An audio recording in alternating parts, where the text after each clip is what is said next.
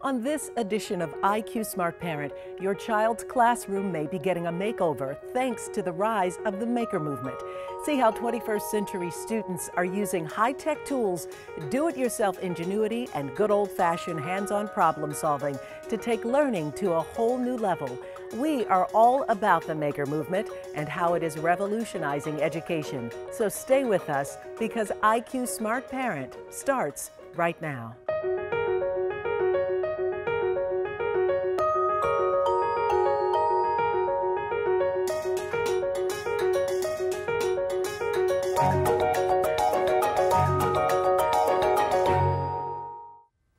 Welcome to IQ Smart Parent. I'm your host, Darieth Chisholm. We are becoming a nation of makers, people who imagine a product and then build it rather than buy it. That maker mentality is moving into our classrooms as kids build skills they need to succeed in the 21st century job market. Our first guest can tell us all about inspiring students through making. She is Lisa Regala, Deputy Director for the Maker Education Initiative. Lisa, thanks so much for being on the show. Thank you for having me. So let's talk a little bit about the definition of making. That is a loaded question. A lot of people define making in various different ways, but really at its core, it's just creative building. And the beauty of making is that it involves a large variety of skills. That can be anything from sewing to gardening to woodworking to building complex electronics and 3D printing. It's really that all of us are makers. It's this innate ability that we have to create. And we've been creating certainly through generations, but now the focus in the classroom is really on helping children understand just how important that is. And when we're talking about facilitating meaningful education, how is it that making is incorporated into the classroom as it relates to meaningful learning? Well, really making is this return to the hand. It's a really do-it-yourself movement. And in education, it puts the driving force with the students, that they're really driving and controlling their own learning, that it's a self-directed process. And so they want to learn. They want to come to school because what they're learning is important to them at that moment in time. When we look at particular curriculum, and certainly the variety of curriculum in a classroom, are certain making projects more incorporated in certain curriculum, or is it just across the board? There's definitely a focus on STEM, science, technology, engineering, and math when it comes to making, but we see that a lot of schools are really using making in a very interdisciplinary setting. And so making is a nice way to help kind of break down those silos that we see in traditional schools and help blend arts with science and different types of learning. I even spoke to a teacher recently who said that her German classroom is the maker space in their school and that she uses that hands-on approach to actually teach foreign languages. Foreign languages, that's interesting because that's a bit of a step away from STEM. Definitely. But to think about using it in a foreign language class, I mean, can you describe what that would look like for students in their curriculum?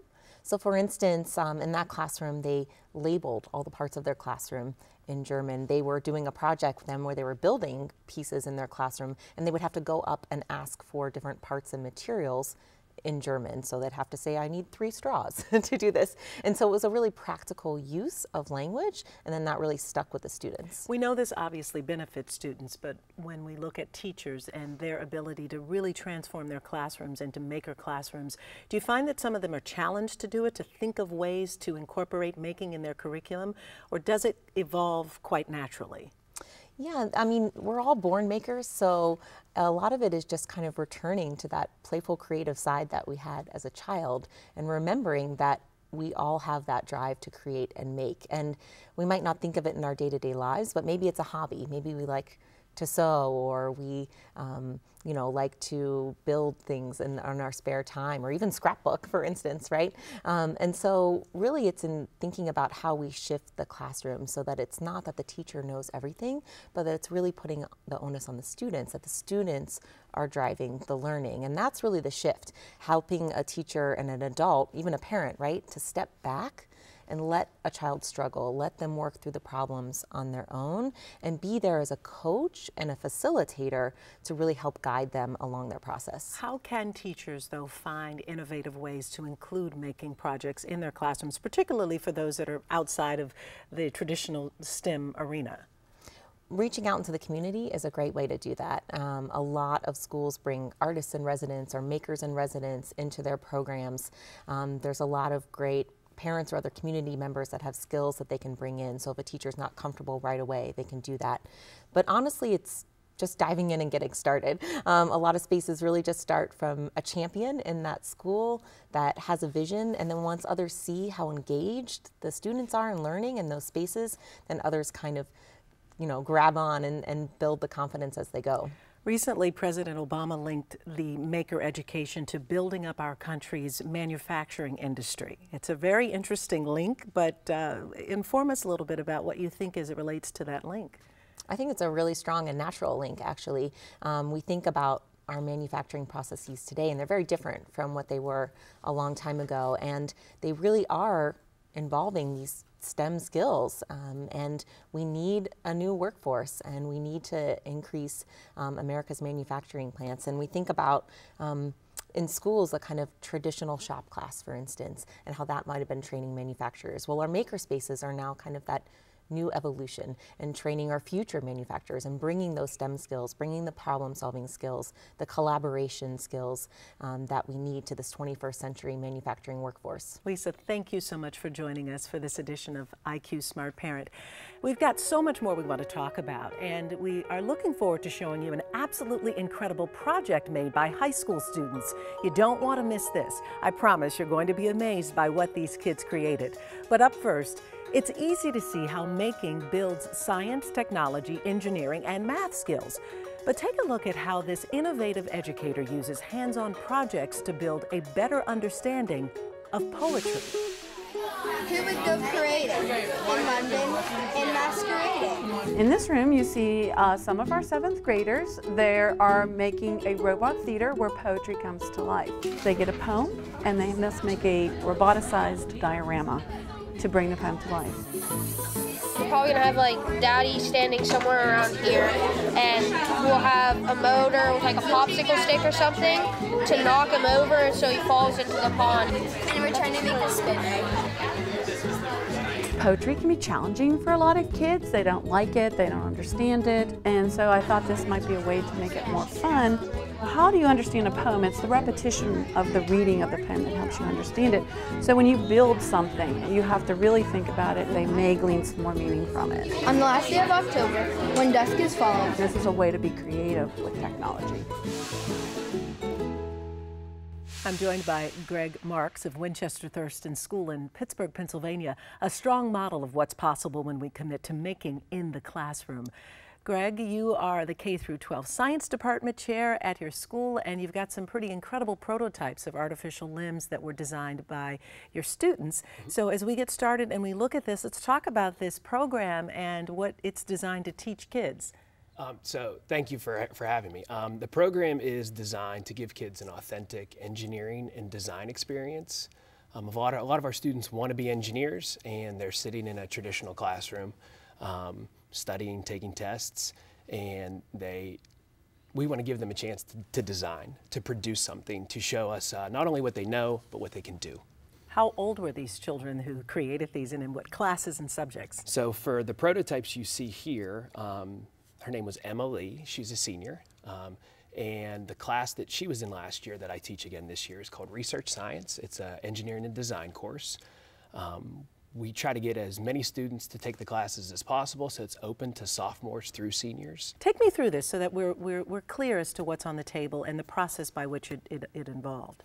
Okay, so we have an artificial limb, and this was actually the artificial limb that was donated by an individual. He served as a participant in the project, and we needed somebody to participate so we could eventually try the leg out.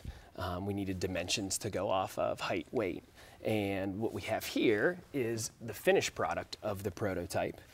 It has a flexible foot that mimics the movement of the feet.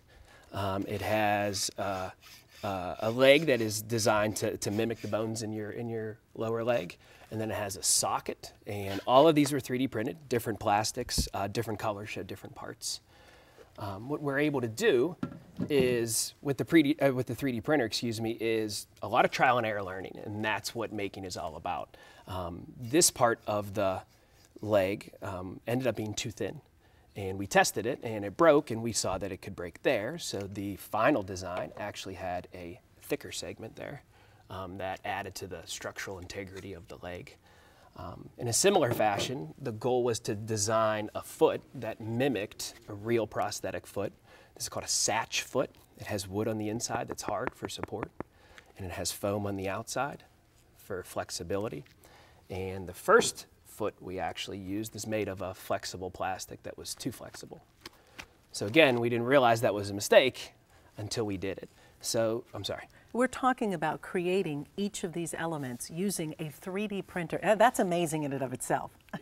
Is this expensive to do as a project?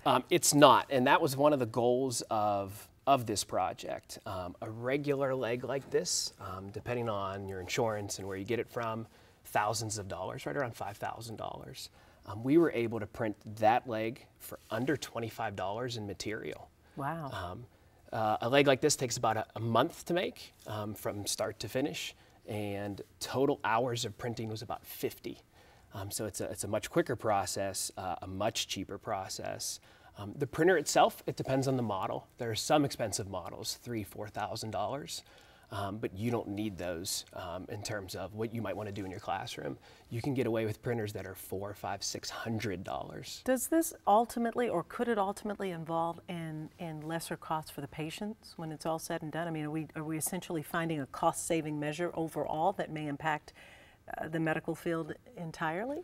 Yes, definitely. The idea of rapid prototyping gets a part out faster, and in the back end, you're not paying for all of that time in terms of creating that product. So for rapid prototyping, for manufacturing, it should limit the costs of, lower the costs of a lot of products when 3D printing is applied to the earlier devices. Emma was thinking to herself, how do I use 3D printing, use making to help others? And that's a really big part of our school. Our credo is think also of the comforts and rights of others. So we don't want to just make toys or make products that are fun. We want to make things that are going to help people. So now they run for the opportunity. We've been doing this for a couple years now. So a lot of the students who were younger saw some of the other projects that have occurred throughout the years. And a lot of them are eager. They'll come up to me and say, I can't wait to take research science next year. Because, not necessarily me, I like to think sometimes it is, but it's not. It's because of all of the work that the students do. The students can create some incredible things. And they see their peers doing it, and they want to be able to do that as well. That would be great, because the younger they're involved, the more time they have to learn this. Yes. Now, you did bring, as you showed us earlier, kind of the evolution of this, but you have to tell me what that is at the end of the table. So a lot of people see 3D printing, and they think it is easy to do, and it's not to scare anyone, but it is to show the reality. I mentioned 50 hours. A lot of people think this stuff happens very quickly. But that 50 hours was only after many failed prints. And this is an example of a failed print. As the printer is moving back and forth, and we'll see how it functions shortly, the part fell off at hour 13, and then it continued to print on nothing for 2 straight hours. So that is as much plastic as the printer was extruding in 2 hours. But the lesson learned here for kids, particularly those that are working on this, is that you continue to do it in spite of the failures, so you can get to the successful outcome. That's the thing about the maker movement that I love the most. Failures are not looked at as negative things.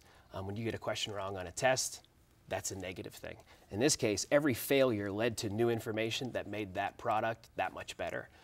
So we fail up to make those products as good as they can be. That's fantastic. Well, Greg, you've certainly brought along the testament to the type of work that's happening over there at Winchester, so we're so glad to see that. Stay with us. We have so much more that we want to talk with you about. And we'll hear more about turning students into makers in a moment. But up first, discover how one public school decided to dream big by building a dream factory for its students.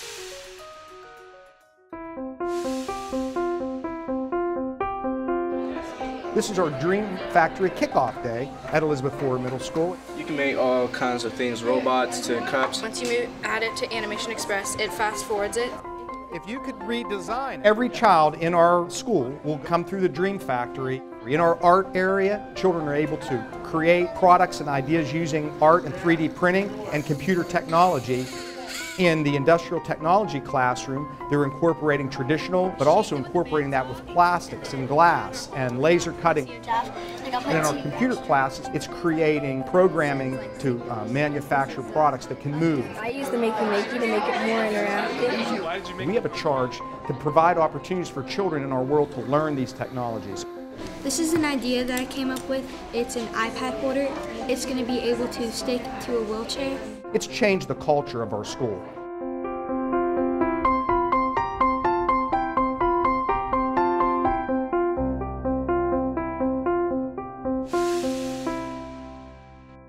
Greg Marks is back, and we're joined by two of his colleagues at Winchester Thurston School in Pittsburgh, Pennsylvania. Welcome Adam Nye and David Nassar. Thanks so much for being here on IQ Smart Parent. Thanks for having us. You all are doing fabulous things over at Winchester, and clearly it's a school that's primarily a college prep, but in this case you're incorporating this maker opportunity on a variety of different levels. Why is it so important for the kids and the curriculum there?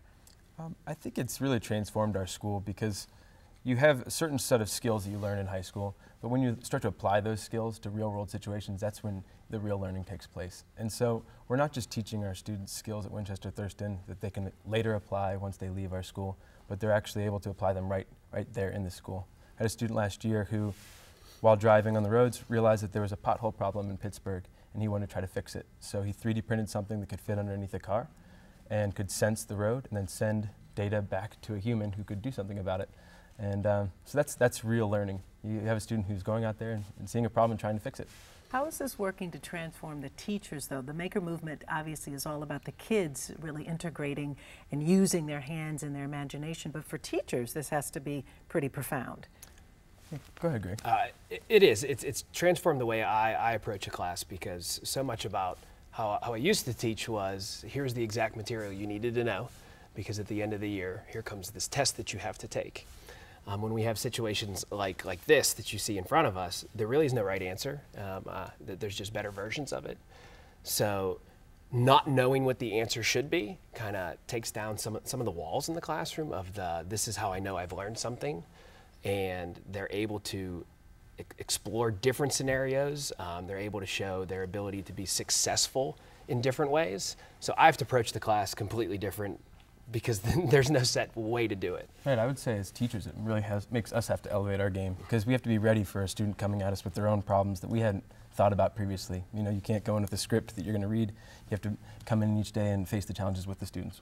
You've brought some more examples of what can be created through 3D printing and, of course, this maker movement. So explain what we have on the table. These are all 3D printed models of people's heads. This is my profile. This is the head of school at Winchester Thurston, Gary Niels. And this over here is you, Darius. And so what we've done here is shown 3 different setups with an Arduino, popular microcontroller, and the maker movement, and maybe some things you could do with these 3D printed models. Okay, so now we have to talk about how you did this. Sure. Because I know what I went through, which was really simple, but to see this sitting on the table now an hour later is pretty fascinating. Absolutely. I'll let Greg explain. So the 3D scanner is very important. The leg that you saw earlier in the show, we needed to know the exact shape of the residual limb of the individual, the exact shape of the foot. And that's hard to model on a computer using shapes like circles, squares, rectangles. So the scanner allows us to get data of the actual object. So the scanner that I had was taking images of your head as I walked around you, and it was the exact scale, it was the exact shape, the exact size of the different features, whether it was your hair or your ears or your nose. And we're able to get that information and then in the computer somehow mess with it. We can 3D print you, we can give you a different body, we can add things to you, we can turn you into an animation, we can incorporate you into a prosthetic leg, if that was the case. So it's a really cool tool to be able to use to add to the printing, to the prototyping.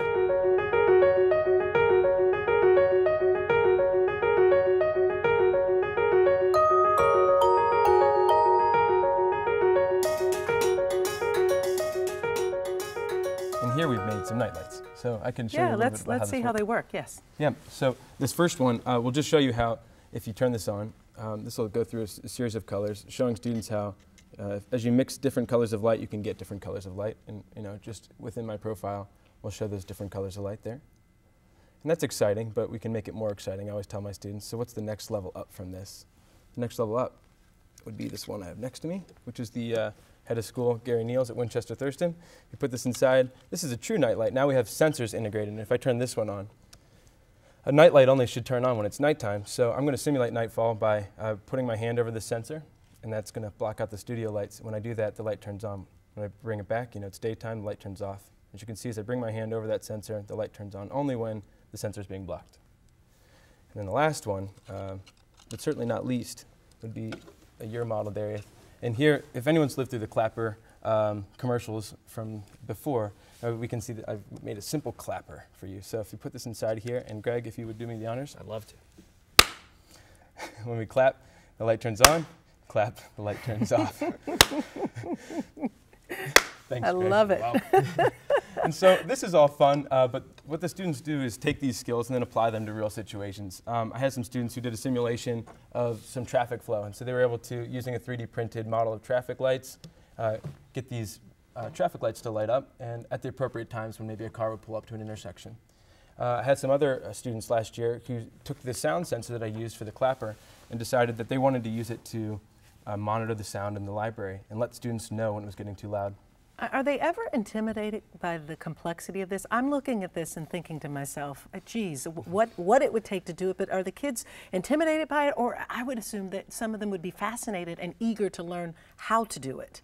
Yeah, I would say excited is more rather than intimidated, at least with our students. Would you say, Greg? Especially the way we try to introduce it to them. So it's not, okay, everybody has to learn how to use the sensor this way. It's come up with a way to use a photo resistor to turn something off or on. And then they can be creative with how they go about doing it. So in this case, it could be like a cool nightlight for the younger brother or sister. It could be to incorporate it into the idea of the traffic signal. Maybe when the car drives over the sensor, it gets dark, so the lights go on. So we really try to just give them the tools and the skills, and then in the spirit of the maker movement, how can they use those skills to do something, solve a problem that they came up with, right? So we really want it to be student-centered, and that helps engage the students. The value of what kids are learning as part of the maker movement in the classroom is just priceless, because not only is it really taking and being ingenious and coming up with different ideas and watching it come to life through the 3D printer and all of the other technology, but it's also, as we talked about earlier, just teaching them about this process of failing until you get it, but also the collaboration of working together in teams. And so how important is that in terms of the value that this brings in the classroom? I think it's incredibly valuable. I mean, through this process of making, the students have to work together in a lot of different cases.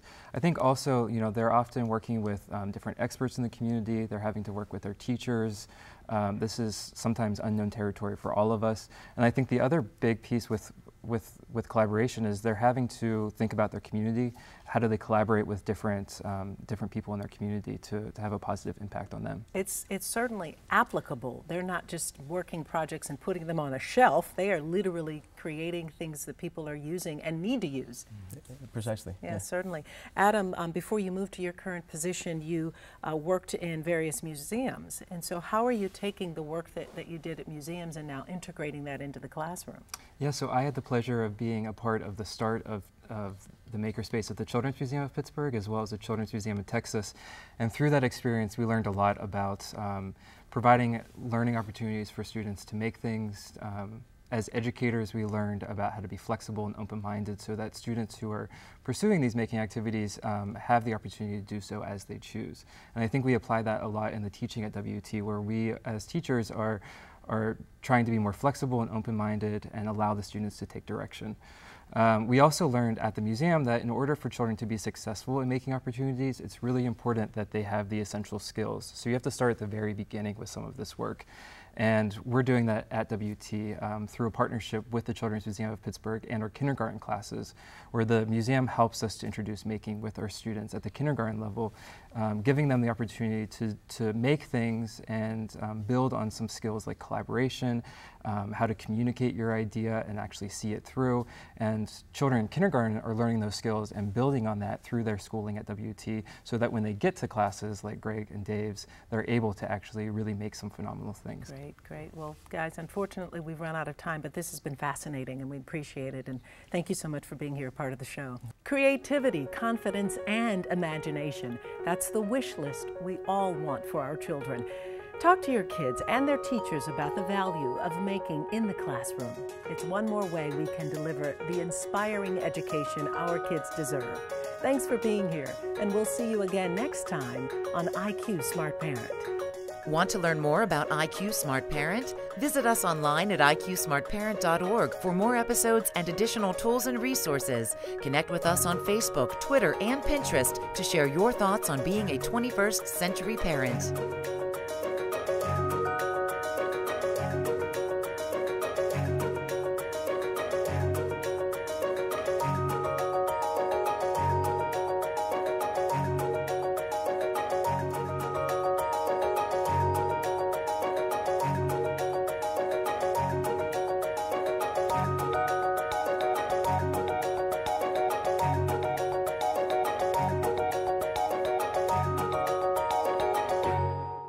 IQ Smart Parent is made possible in part by the McCune Foundation and the Grable Foundation.